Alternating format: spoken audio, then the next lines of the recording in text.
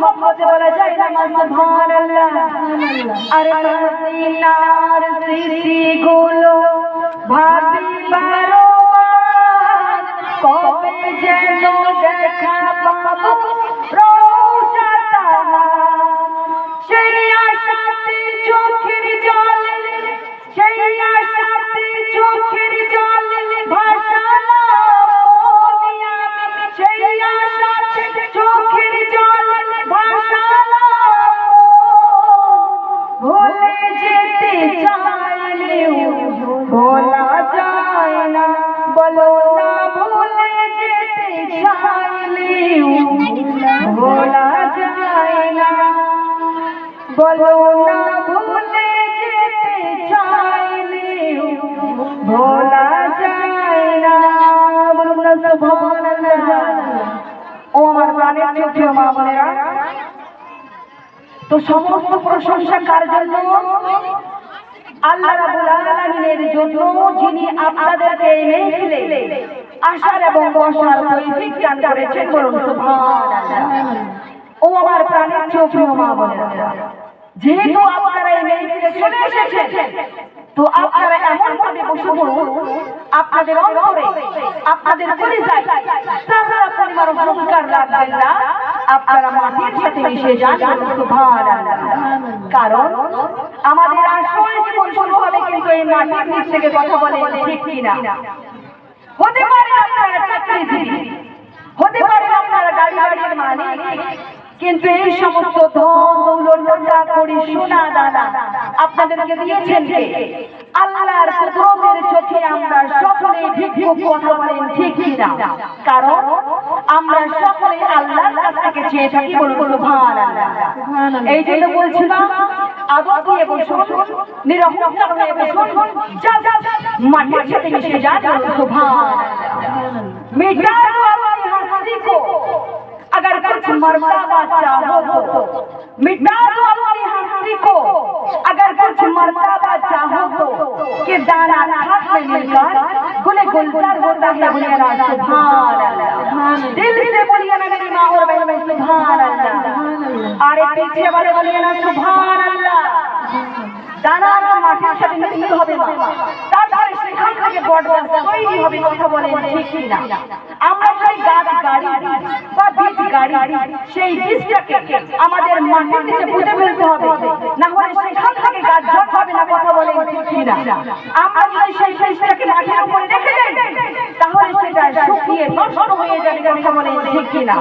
সেই জন্য তো শায়ের বলেছেন, মিটা দো अपनी हस्ती को, अगर कुछ मर्तबा चाहो तो, कि दाना खाक में मिलकर गुले गुलजार होता है। बोलिए ना सुबहानअल्लाह। दिल से बोलिए ना मेरी माँ और बहन सुबहानअल्लाह। एक बार हाथ उठा के बोलिए ना सुबहानअल्लाह। अल्हम्दुलिल्लाह। ও আমার প্রাণের প্রিয় মা বোনেরা, যা কিছু বলবো হাদিস ও কোরআন থেকে বলবো, মন গড়ানো একটা কথাও বলবো না। কারণ আমার কাছ থেকে আমার আল্লাহ হিসাব নেবেন। কথা বলেন ঠিক কিনা? আমাকে ওই কঠিন কাজ করে যাওয়াতে হবে। কথা বলেন ঠিক কিনা? ও আমার প্রাণের প্রিয় মা বোনেরা, এই জন্য আদর নিয়ে বসুন, নিরহংকার হয়ে বসুন, নিজেকে মাটির সাথে মিশিয়ে বসুন। সুবহানাল্লাহ। আর যে সমস্ত মা বোনেরা বাড়িতে বসে আছেন বা রাস্তায় ঘুরতেছেন, তাদেরকে উদ্দেশ্য করে বলছি, আপনারা অতি তাড়াতাড়ি এই জান্নাতের বাগানে চলে আসুন। বলুন সুবহানাল্লাহ। কারণ এখানে সবাই আসতে পারে না। কথা বলেন ঠিক কিনা? আসতে পারে কি? এটা হচ্ছে জান্নাতের বাগান। এখানে যতক্ষণ বসে থাকবেন না, ততক্ষণ আপনাদের গুনাহ হবে কি? কথা বলেন, গুনাহ হবে কি? এখানে যতক্ষণ বসে থাকবেন, গুনাহ হওয়ার কোনো সুযোগ নেই। কথা বলেন ঠিক কিনা? আর এই জান্নাতের বাগানে যারা রয়েছে, যে কোনো মুহূর্তে তাদের গুনাহ হয়ে যেতে পারে। কথা বলেন ঠিক কিনা? এই জন্য বলছি মা, যেই সমস্ত মা বোনেরা রাস্তায় ঘুরতেছে, তাদেরকে উদ্দেশ্য করে বলছি, আপনারা অতি তাড়াতাড়ি এই জান্নাতের বাগানে চলে আসুন। সুবহানাল্লাহ। ও আমার প্রাণের প্রিয় মা বোনেরা, যখন কোরআনের আয়াত তেলাওয়াত করা হয়, যখন আল্লাহ এবং রাসূলের কথা আলোচনা করা হয়, এই আয়াত যদি ঈমানদারের কানে পৌঁছায়, সেই ঈমানদার ঘরে বসে থাকতে পারে না। কথা বলেন ঠিক কিনা? যেমন ভাবে সমুদ্রের পানিতে বাতাস লাগলে সমুদ্রের পানি ঢেউ খেলতে থাকে, তেমন ভাবে কোরআনের আলোচনা, আল্লাহ এবং রাসূলের আলোচনা যদি ঈমানদারের কানে পৌঁছায়, সেই ঈমানদার আর ঘরে বসে থাকতে পারে না, তাদের অন্তরে ঢেউ খেলতে লাগে। বলুন সুবহানাল্লাহ। আর ওই রকম ঈমানদারকে আমার আল্লাহ 10টা পৃথিবীর সমান একটি জান্নাত দান করে। বলুন সুবহানাল্লাহ। এই আশার পরিচয়টা হচ্ছে আপনারা ঈমানদার। বলুন সুবহানাল্লাহ। ও আমার প্রাণের প্রিয় মা বোনেরা, কথা বলবেন না মা, কথা বলা যায় না। শোনা 5টি জায়গায় কথা বলা নিষিদ্ধ করা হয়েছে।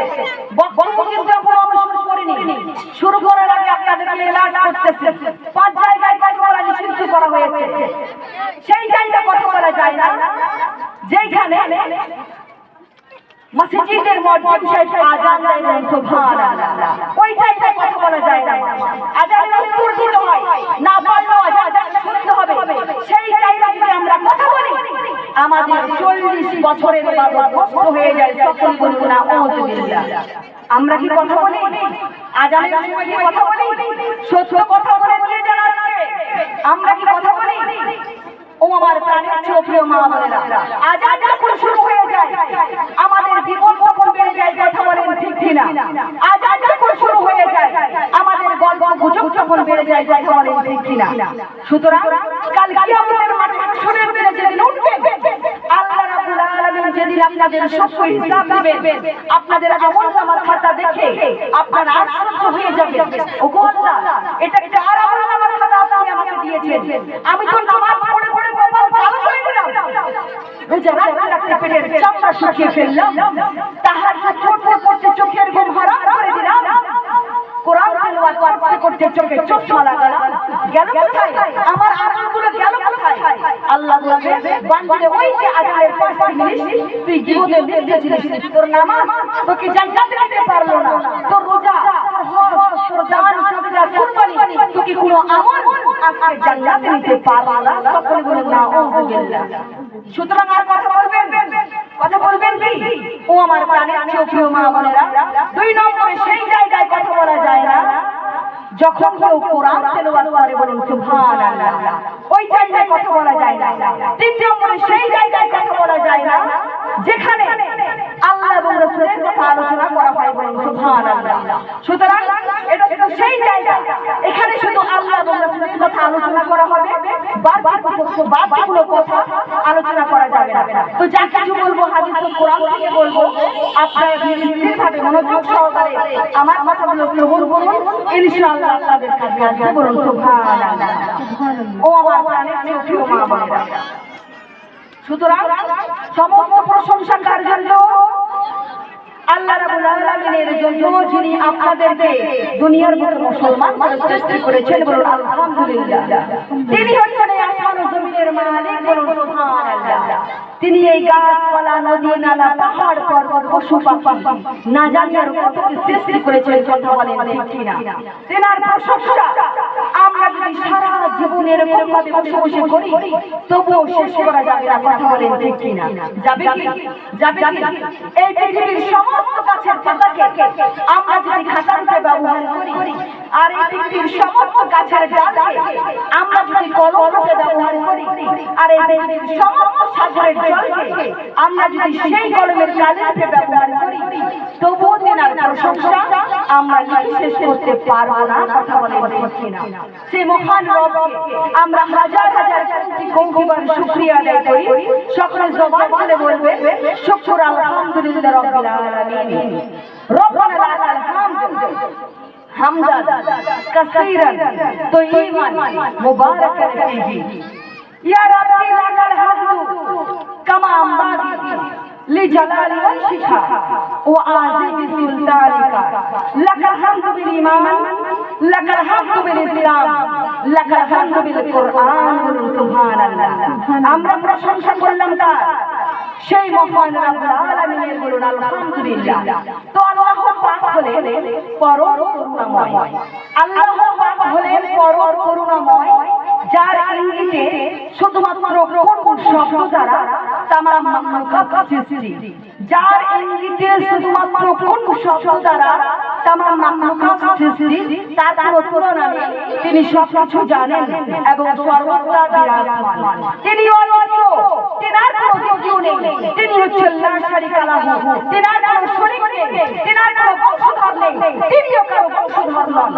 তিনি হচ্ছেন এই সমস্ত মাখলুকাতের পালনকর্তা এবং একমাত্র প্রভু। বলুন আলহামদুলিল্লাহ।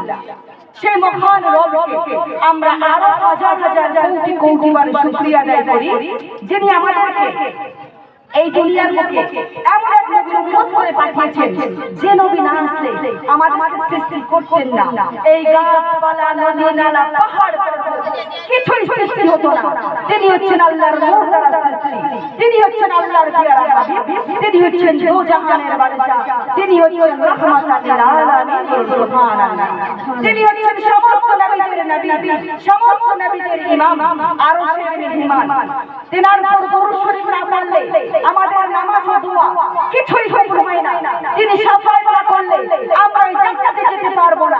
তিনি হচ্ছেন হাউজে কাউসারের মালিক, তিনি হচ্ছেন জান্নাতের পতাকাধার, শত্রুদের বিনাশকার, মামিনার মাইনের তারা, আব্দুল্লাহ জিনার পিতা, আব্দুল মুত্তালিব জিনার দাদাজান, আবু বকর সিদ্দিক জিনার শ্বশুরজান, মা খাদিজা এবং মা আয়েশার যিনি স্বামীজান, মা ফাতিমার যিনি আব্বাজান, সেরকম হযরত আলী যিনি শ্বশুরজান, ইমাম হাসান, ইমাম হুসাইনের যিনি নানাজান, তিনি হলেন আমাদের সকলের হযরত মুহাম্মদ মুস্তাফা সাল্লাল্লাহু তাআলা আলাইহি ওয়াসাল্লাম। সেই মহান রাসূল পাককে আমরা হাজির ও নাজির পেনে তিনার মহব্বতে উচ্চ সুরে সকলে ঝুমঝুম করে তিনার উপর দরুদ শরীফ তেলাওয়াত করব। সকলে বলুন আল্লাহুম্মা আমিন। এবং গোটা বিশ্বের সমস্ত হক্কানি ওলিয়াদের দোয়ায় আল্লাহ আমার জবান দিয়ে সত্য কথাগুলো বলার তৌফিক দান করুন।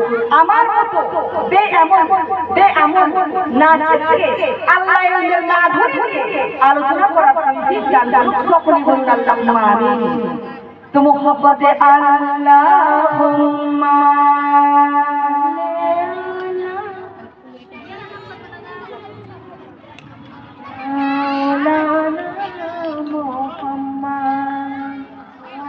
নবী করিম সাল্লাল্লাহু তাআলা আলাইহি ওয়াসাল্লাম ইরশাদ করেছেন, ইন্নাল্লাহা ইয়ানজুরু মান ইউসাল্লি আলাইহি সুবহানাল্লাহ। অর্থাৎ নবীজি বলছেন, যে ব্যক্তি আমার উপর দরুদ শরীফ পড়ে আল্লাহ তার দিকে দয়ার নজরে তাকান। বলুন সুবহানাল্লাহ। আর একটু মুহাব্বতে বলা যায় না সুবহানাল্লাহ, সুবহানাল্লাহ। আর আমার আল্লাহ যার দিকে একবার দয়ার নজরে তাকাবে তাকে কখনো আর আযাব দেওয়া হবে না।